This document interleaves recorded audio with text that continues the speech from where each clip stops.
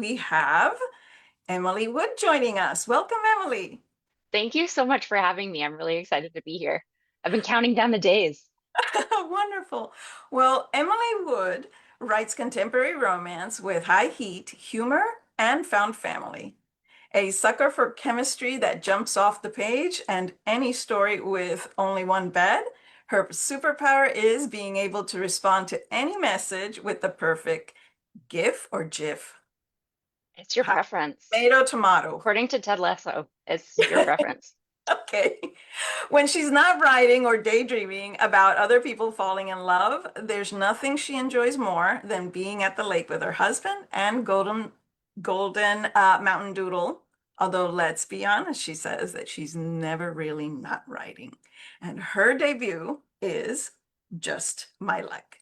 So, Emily, share with us something that made you smile today. Well, today was a really fun, busy day at work. I work at a public library and I do teen programming. And today I got to bring in a therapy dog to visit with the teens who are getting ready for exams. And so that's a bit stressful. Yeah, so it was really nice being able to just like wander around the library with the dog and make a whole bunch of teenagers smile. So that was the highlight of my day for sure. Wonderful. So, tell us a little bit about your golden mountain doodle. I know it's a mouthful, right? The breed. Yes. He's a mix of things. So he's a golden retriever poodle, and he's got Bernese mountain dog as well. And he's 5, and he's wonderful. He was a COVID dog that we happened to get because I got a job close enough to home at in that window of time where we were all in lockdown that we're like, okay, we can get a dog and he won't be alone all day, every day. And yeah, we're really lucky that my husband still works from home often. And so he likes to hike with us and loves being at the cottage and just roaming around. And he loves to learn new tricks. So I'm always trying to find some new activity to do with him. It keeps me on my toes for sure. Wonderful. What's his name? His name is Delta, and he's Delta. a very good reading buddy as well. He likes to cuddle, so that works Oh, out well for me. how did he get his name? So we, when we were originally talking about dog, and we talked about dogs for years because I had one when I was a kid, and my husband had one when he was a kid. But they weren't really like our dogs. It was like a family dog, or my dad had kind of adopted one, and so we had never gotten to name a pet, and so we agreed on the name Charlie. But then our neighbors, when we moved, had a dog named Charlie, and we were like, oh Oh, darn. So at the time, I was like, well, we can't have 2 Charlie dogs next door. That's going to be really confusing for them. And so we just went kind of next in the military alphabet to from Charlie to Delta because we live in a town that's very near a military base. So yeah, that's that's how that came to be. that's wonderful. Okay. So, you work in a library and you're I an do. author. So, I was going to say you're constantly writing, it says in your bio, Mhm. but do you have time to read? And if so, what are you currently reading? I make time because I have to. There's too many good books out there to not make time to read, but I wish that I could do more. And I'm always saying like I wish they had like built-in time, almost like a recess at work, not just break time, but like an hour dedicated reading time because if your librarians aren't reading, and I'm not technically a librarian, so yeah, if your library staff aren't reading, then they can't really recommend great books. So I got to make the time. Yes. But it's a very busy job at the library, and so I don't have time there to read. So I squeeze it in every night before bed. I'm always reading. Sometimes, depending on how tired I am, it's not very much, but I try and read for at least, 20 minutes, 30 minutes a night. Um, I love to get up in the morning and start my day reading if I can, but that doesn't usually happen unless it's the weekend or I'm on vacation or something and I'm not on deadline for a book. But yeah, I'm very content to just sit and read all day. So if we're at the cottage and I'm sitting on the dock, like got a book in my hand, and I'm the person that takes a book with me everywhere, and I almost get annoyed if appointments are on time because I kind of build in some reading time if I'm like, okay, dentist, like they're going to be behind for sure. So I take Yeah. my book and I open it up and they're like, oh, we're ready for you. Damn. So, what are you currently reading? Right now, I'm reading Tessa Bailey's latest, which is called Catch Her If You Can. And it's her latest one in her Big Shot sports romance series. So she's an auto buy author for me, like one of the favorites. So Wonderful. it's That yeah, title again? Catch Her If You Can. Catch Her I If You don't Can. even have it with me. It's on my nightstand right now. Yes, yes. I know that one. Wonderful. So, tea or coffee? Tea, as evidenced by this. Yes, always tea, never coffee. I just never acquired the taste for it. It's not a go-to for me, but What's I'm your pretty favorite? plain. My favorite tea? Yeah. I'm so plain Jane with it. It's like very British, but I just like orange pekoe or English breakfast, something. Actually, I branched out recently because I had a friend who was living in Dublin for a few years and she just moved back. And she brought with her like a whole box of this tea that's very famous there. And so she gave me that to work my way through. And it's also delicious, but just kind of simple black tea with milk and a little bit of honey, and I'm happy. Good, good. Um, Complete this sentence for me. When I wake up every morning, I, Say hi to my dog. oh, That's always the first thing. Well, once I manage to pry my eyes open because I struggle to get up in the mornings, but the first person I talk to is almost always the dog. He's always waiting outside the bedroom door. So I get to hug and kiss and then make my way onto the daily routine of shower, breakfast, and get to work. And yeah. yeah, great. So, name one thing on your bucket list. Mm. I had fun thinking about the answer to this because there's so many things that I want to do, and it's just there's not enough time. But definitely high on my personal bucket list is traveling to Alaska. I would Alaska. love to get out there, like in the rugged kind of wilderness landscape of it and see it. I love to watch travel vlog videos, and yeah, it's a place that I've watched a lot of videos on that one. Wonderful. Okay. Um, Weirdest or unique thing you own? It could be weird or unique or both. What? Yes. So this was a hard one to think of. And then my husband thought of the answer. I was like, oh, of course. Do you have a picture of it or No, I, okay. I don't have it let me see if I can pull it up. I But you can didn't talk I about it and I'll see if okay. I can pull it up. Okay. So the weirdest, I don't know if anybody here is a Ted Lasso fan. I'm obsessed. I love Ted Lasso. I was late to the party though, like really, really late to the party. I didn't watch it until a couple years ago, and I got Apple TV finally. But I had always heard about the show and like knew of it, but didn't know anything about it except for it was some kind of soccer show. And I finally watched it. I was like, oh, this is why everybody loves it. And so if you've seen the show, you know that there's the believe sign that they have in the locker room, and it's this kind of touch point throughout the show, and this reminder that yes. So I have that sign above a door on the main floor in my house. It goes out to the garage, but our house is quite small, so you can see it from the living room, from the kitchen. Um, Yeah. and it's this like big, it's like half a Bristol board. And it's not a reproduction of it. It's hand painted by my husband, who it's like identical to the one in the show. He painstakingly created this thing. And he did it as a surprise for me one day. Because if I find a new show or something, like I lock in on it, I'm hyper fixated for sure.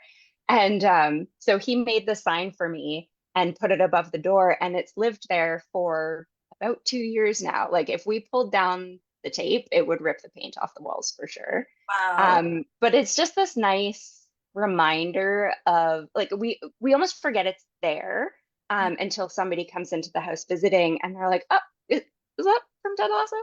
And it's just a like kind of a nice reminder of like, dream big, and you have to believe in yourself if you want to try and do different things, and kind of believe that the best case scenario can happen.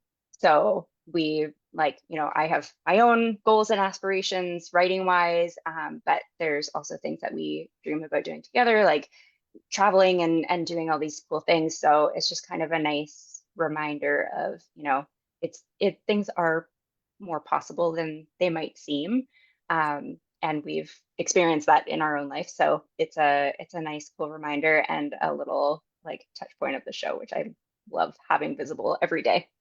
That is amazing. And I will share that in the replay in a blog post. I will put the Perfect. picture so everybody can see it. And also of Delta. Correct. Mm-hmm. Yes. We'll see Yeah, Delta. that was almost impossible to pick one picture of him to I know. He's so cute. Okay, so do you have any hobbies or particular skills aside from reading and writing?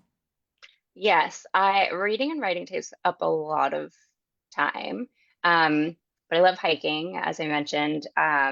Ideally hiking in really cool places, but we'll just hike around home if that's what where we are. Um, but in terms of like recreational things, I'm part of a couple of soccer leagues. I really like to play soccer. Again, Ted Lasso, Yes. sue me. Um, and yeah, I got back into soccer after having watched that show. So it's a really fun way to get some exercise in, and then also just try and like it. I'm not very good at it, so I have no room to think about anything else. So it's a really nice way to quiet my brain from everything else that's going on because I'm always thinking about work and all the things that I'm juggling and stories and all of these things. So it's a really nice reprieve from that. Um, and fun fact, so the main character in my book, Just My Luck, she does like calligraphy and hand lettering. And that was pulled in from my own experience having done that and started to do that like more and more. And I did signs and like table cards and things like that for a friend's wedding. And so I got decent at that and I love to make cards and stuff with the hand lettering.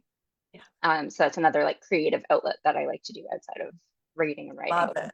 I was going to ask you that because oh, I said, I hope she does that because Yeah, that would be something fun to do, you know, yeah, it's fun. teach the members like when we meet with them. But anyway, that would be Yeah. great. But let's talk romance now. Okay. My question to you is, did you always dream about becoming an author? Yes. Um, but in a way that like I never really thought it would happen, if that makes sense. Yeah, So like, it was if a you're a kid, yeah, it was a wish. It was like I was always a reader, like from as far back as I can remember, I devoured books. I was always the kid in kindergarten getting like, the prizes for, I can yeah. see your background, and that's real. Yeah, that's not a backdrop, that's not a photo. Um, and this is a pared back collection. I got rid of a bunch of books last year, but um, yeah, it's just I've always loved to read. And I spent a fair amount of time alone when I was growing up because my siblings are a bit older than me, and so it was a thing that I could do to entertain myself. So I always loved books for that, and just kind of in an arbitrary way thought, it would be so cool if I could make one of these. But I never was good at coming up with stories. Like I never could think of a story that I could tell all the way through. I'm always like envious of authors who say, they were always like telling people stories or writing stories down, like filling up journals. And I just was start and stop with everything that I tried to write. I would have an idea for a concept and I would start writing it and get part of the way and it would just kind of fizzle out. So I never really had a great like solid thing to write. But as I got older, I went into journalism for school, and that's when I got a bit more confidence of like, okay, well, I can write, I can string a sentence together in a nonfiction kind of a way. So maybe there's a transferable skill, and it's maybe more achievable than I thought. So I'll try, not thinking that it necessarily would happen, but like, well, I could try. And it actually was after I got on Bookstagram initially that I started somehow found my way to other people who were aspiring writers. And Mhm. I started to learn a lot more about what the steps were because it was this mysterious process of, how do you get published? Nobody knows. It's like, how do you become an actor in a movie, right? Like, nobody really knows. You just, get discovered and there you are. And so, yeah, I learned a lot off of other aspiring writers who were just kind of learning along the way and willing to share information and really like help each other out, which was great. So it was a really great community. And a lot of those authors are like they've either traditionally published or they've self-published now. So it's been kind of cool to see them, actually do the thing.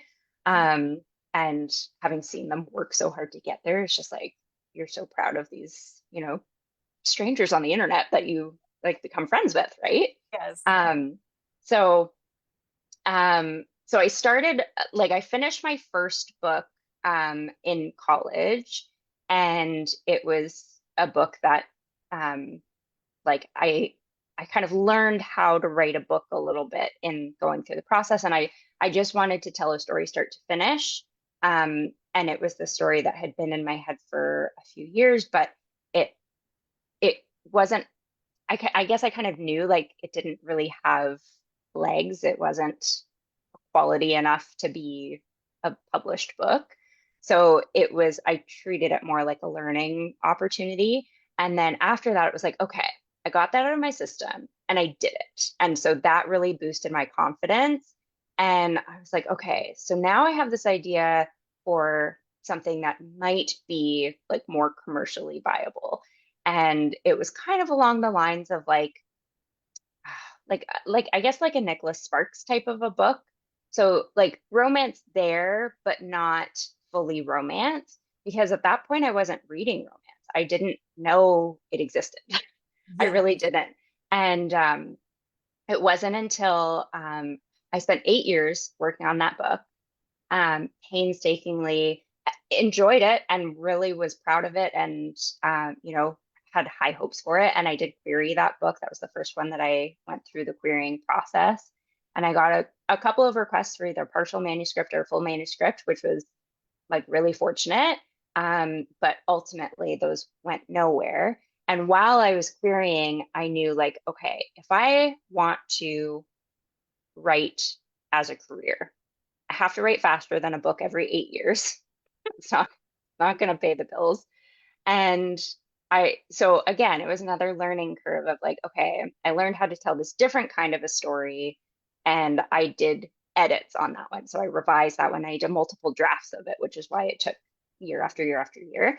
So it was like, okay, now I know how to change the book and fix it and pull it apart and put it back together, which is a very important part of the process. And I know how to query. So that was all really great.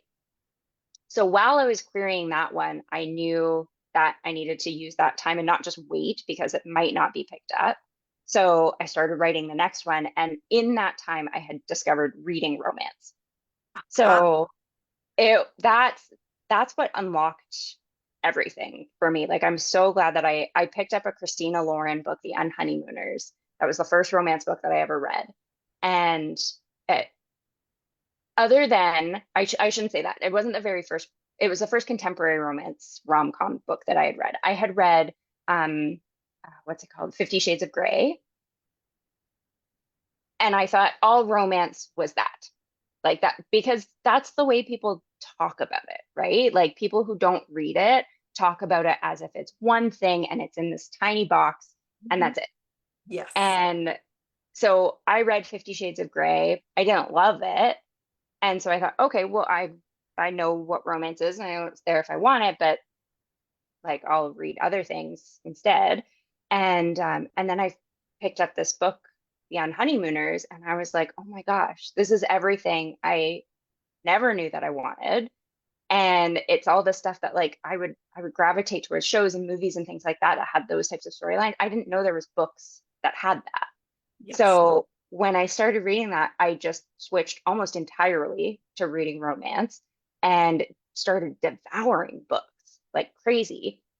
And then all of a sudden, I started having all of these ideas of my own of different stories and different, like, combinations of people and different scenarios and different tropes and all of these things. And I was so excited. It was like I couldn't write fast enough to keep up with the ideas. Whereas before, when I was writing the 8 year long book, I really worried about like, okay, so this book might be a solid idea, but what do I do next? Because I don't have another idea and like I maybe I can't do this. So it was a lot of like lack of confidence. And then as soon as I started reading romance, I had all of these ideas that was like I would start and like keep going until the end. And I didn't have that doubt. It was like I finally found my lane and it just unlocked so much potential. So to give you a sense of like the difference, so I spent 8 years on a book that was technically women's fiction. And then I spent, and it didn't get published. And then I spent 2 years writing a romance that in that 2 years, I wrote it, rewrote it again, and got an agent and like got a book deal, like all within a 2 years. short period of time. Yeah. Yes. So it was just like, that's why it's so important to read so much, even the things that you don't know you're necessarily looking for. You might think you know what it is, but if you haven't read it and you haven't read more than one thing, like you've just got to keep trying things because it might surprise you. Yes. Um, and yeah, I haven't looked back. And now my problem is very much like I I have a full-time job and I have people in my life that I like to spend time with. And I don't know how to write all the stories that are in my head. It's time's a real enemy for sure. But that's a wonderful problem to have because now you It's have, a great problem. yes, that is wonderful. So you write contemporary romance and it's Hmm. you would call it rom-com. Yes. And and this was kind of like sort of your just my luck with the book. But what can you say? What three important facts can you share to readers? What can they expect to find in an Emily Wood book? What do you hope? So What like this one and others. this one and others? I think I read Yeah. it a little bit in the bio, but maybe you can add. Yeah. I think found family seems to be the thing that weaves its way into all of my stories. I think friendships are really interesting dynamics to explore. And I love that romance can do that. Like, it's not just about the romantic relationships, there's so much more about human connection that's explored in them. And I've seen, like, oh my gosh, there's some really amazing authors out there, and they write friendships that are like sometimes you see a really healthy, incredible friendship, sometimes you see a toxic friendship, but you recognize something in, different dynamics, or sometimes it's a friendship that it's cousins or siblings or, all these different types of relationships. So, found family is something that I always tend to pull in there, like that family that you build yourself as opposed to being born into. Um, it's there's always going to be heat in my books. There are always going to be open door. Pretty, I mean, it's hard to everybody's steam level is different, right? But I enjoy reading steamy, so I like to write steamy. It's so funny though because I think I think slow burn ends up being part of the books, even though I don't intend. And I always think like, I don't love to read a slow burn, but I somehow can't stop writing them. So Yeah. there's that. But always humor too. Like I don't Oh, I want the books to be light. I want people to feel a sense of escape when they're reading them and not dive into something that's going to add heaviness to their life. I want them to find a sense of relief and a little bit of humor and levity, even when there's bad things happening. So there's always going to be banter and jokes and pranks and shenanigans, just general shenanigans. yes, yes. I laughed out loud and I really, with their relationship Oh, and Cass good. and Cass. Yeah, she But was fun. so tell us about Just My Luck. Where did the inspiration come from for writing this story? So, this is an interesting like backstory. And so I mentioned I have siblings. I have two older siblings, and there's a bit of a gap between us. And there's also a gap between my mom and my aunt. So my aunt is quite a bit younger than my mom. And her and my uncle, kind of out of the blue, one day at a family dinner said, like, what would you do if you found out that you were ours and not your mom's? And that we had gotten pregnant and we were 18 and couldn't take care of you, but she already had kids, so we just gave you to her. And I was like, what are you trying to tell me? Like, that was the first reaction. And they were like, no, no, no, no. Like, we're just like out of curiosity. Like, because people always comment on how I look more similar to my aunt or like growing up anyways, because we had more similar hair color and just different things. And and so it was just this like question that they threw out there. And then everybody moved on except me. And it was one of those things that it was like, what would I do? Like, because I grew up close with my parents and my aunt and uncle, and I like spent their house was my second home. Like I was there multiple times a week, like dinner, like it was no big deal. I caught the bus to their house. Like it was it was very ingrained in their lives. And so I it was just this interesting kind of like look at, does that actually change how I feel if the titles change of these people that are in my life? And how does that affect how I see myself and how my relationship with my siblings is? And, just like what are the feelings that that kind of conjures up? And and so that is kind of how the concept came to be. Because very early on in the story, there's a bit of a like secret that she stumbles on accidentally about her identity. That's completely she wasn't setting out to find anything, but Sloane discovers something that she wasn't supposed to find out, and it kind of just shakes her and takes her feet out from under her a little bit. And so that was really the core story origin of it. And the story did morph a lot over the multiple versions that you inevitably write. Um, so it's very different than the original concept, but that's where it came from. And I knew I wanted to write something with horses because I grew up around horses and loved riding and rode for years and years and years. And so just being able to kind of go back into that setting. This was written during lockdown. And so it was like, what's my happy place? Where would I want to be? And that was on a farm. So it was nice to be able to kind of revisit that and be in a quiet, secluded. I mean, we were secluded anyways, but to be in a quiet, safe, peaceful, serene setting, Yes. and like revisiting those sights and sounds and all of those activities that like we weren't able to do at the time. Yeah. Um, so that was really fun too. Wonderful. So we have Sloan and Hmm. we have Parker. Yeah. Tell us a little bit about Sloan. So Sloane is a social media manager, and she has been side hustling for quite some time with her college best friend. And they're on the verge of starting a business when this all happens. And she's ready to kind of leave the social media piece behind to move on to this other thing, which is the calligraphy piece. So they're going to open this cupcakes and calligraphy business. And her friend's going to be the baker. She's going to be the like doing calligraphy lessons, and they'll do kind of events and different things like that. And then it falls apart. But she's the kind of person who likes control, and so when the control is all stripped away, um, she tries to hold on a bit tighter, and it all just makes everything worse. And so she's just spiraling and very much not herself and trying to find herself through the story. But she's a firecracker too. So she's not going to go down without a fight. Yes. And she's also not going to let this guy Parker Oh, tell her what's what.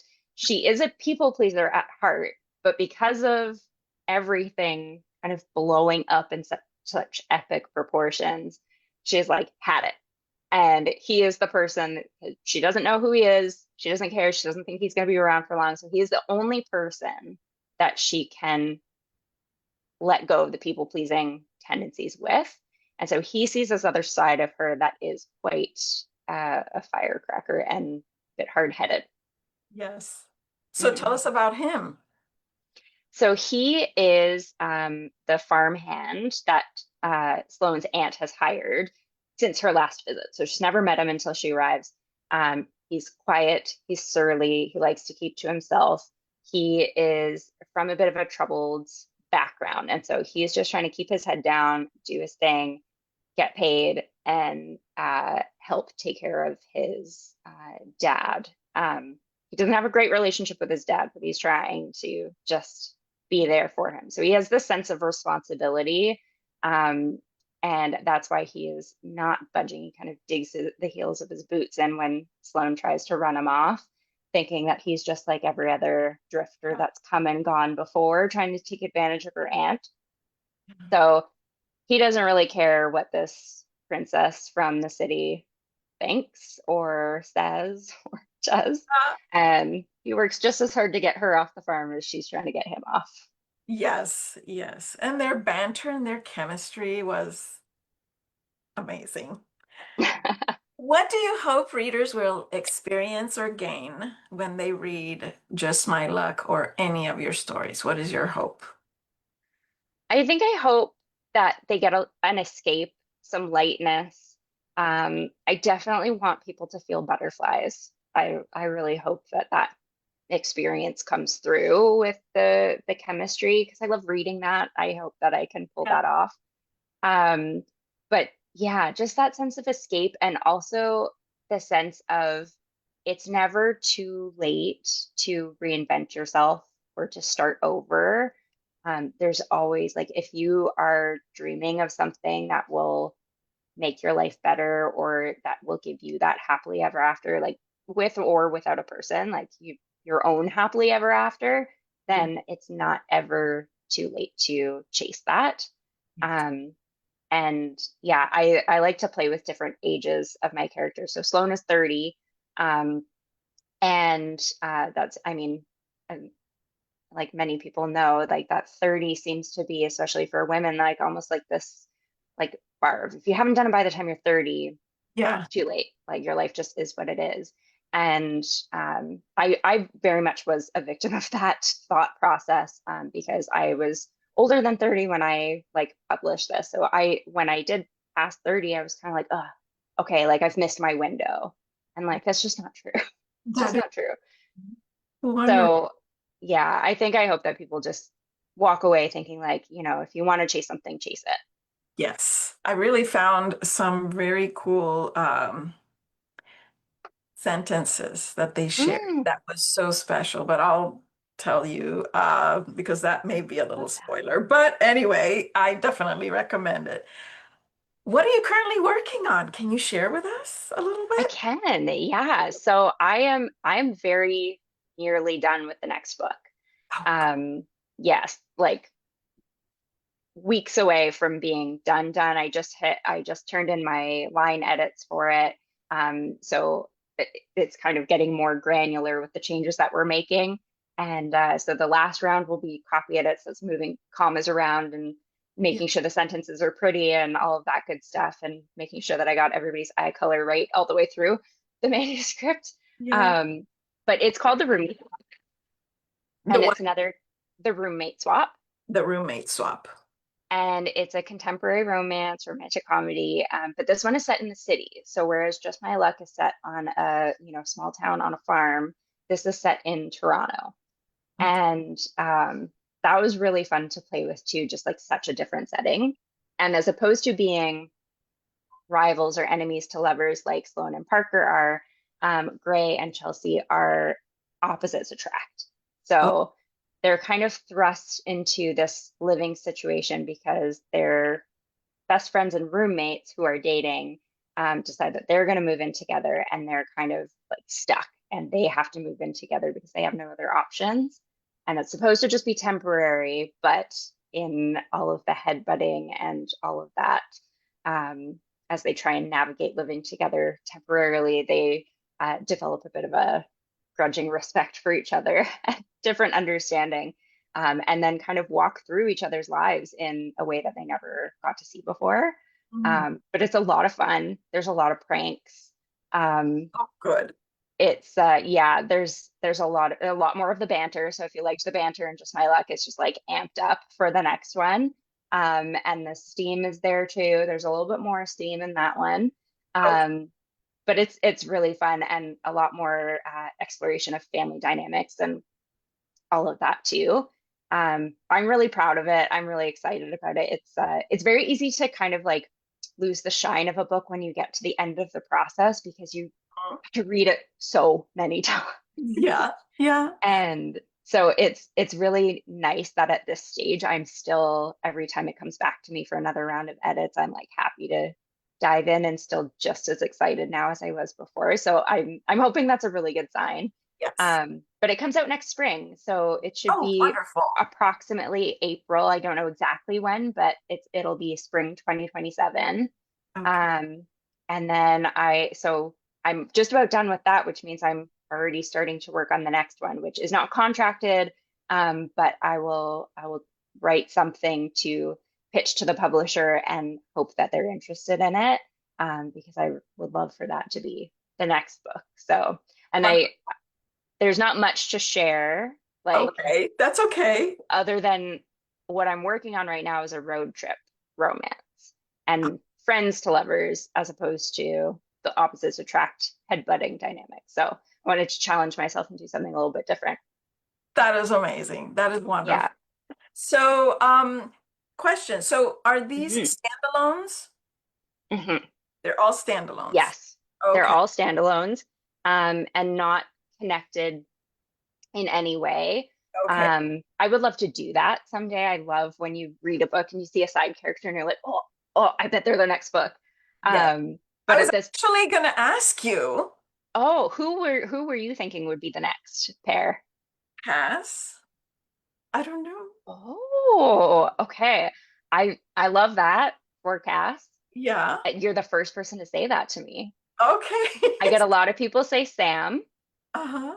and I had an idea for him. I really did. Um, but a lot of people say that, and a lot of people say Yeah. Tabitha. Yeah, Yes, you can do a whole series. Like I there could, is right? the potential, but I just had fun with Cass and Sam and the whole book. So everyone just go out and check it out. Please do. And if you do, reach out to me and let me know what you thought. I would love to hear from you. Yes, yes. And also go to your library since you work in a library. Mhm. I'm recommending everyone to go to their library, either on Libby, do the deep search if you don't find it, and request it. And Yeah.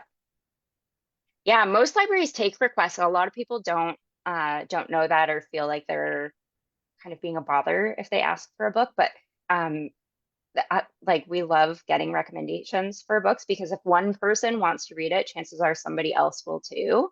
And a lot of the ordering for libraries now it happens is like almost like an automated system. So it's like the new releases, the big releases. But if there's somebody smaller like me, nobody knows who I am. So if somebody requests it and it gets on the library shelf, somebody else might pick it up, then that's actually like a huge, huge yeah, help. So yeah, definitely. don't hesitate to ask your library. They like to help you. Yes. And They if they want to put books in your hands. Yes, and if you put the request and they decline, keep doing it the next month because I know Hmm. sometimes they have quotas that they have to meet. So if you submit it at the end of their quarter, whenever they do, try the next month, do it earlier. And That's a then good the deep point. search on Libby. So I highly recommend checking out Just My Luck. And Emily, tell us where can readers find you? So I'm most active on Instagram. My handle is at Emily Wood Writes. I also have a website, emilywoodwrites.com. You can contact me through the message form there, or DM me on Instagram. I try to post regularly. I'm not always good at it, but we were talking about time being the enemy, so Yes. And I do do my best. you have a newsletter? I don't yet. Oh, I'm like set up and ready to go, but it's one of those things that I'm like, I'm not really sure what people would find most valuable. And until I'm confident that I could provide something valuable, I don't want to spend time doing it just to do it. yeah. So, because I don't want to bother anybody. Yeah. Oh no. We'll talk. We'll talk Okay. work with the group when we meet with them. But definitely. Well, Emily, this has been so delightful. Thank you so much for spending time with us here, for readers to get to know you that are watching. Now we will go ahead and meet with readers in the Lit Layer to talk romance with you. And to everyone else, thank you so much for joining. And I hope to see you next week with another amazing author. So Thanks for watching. thank you. Bye.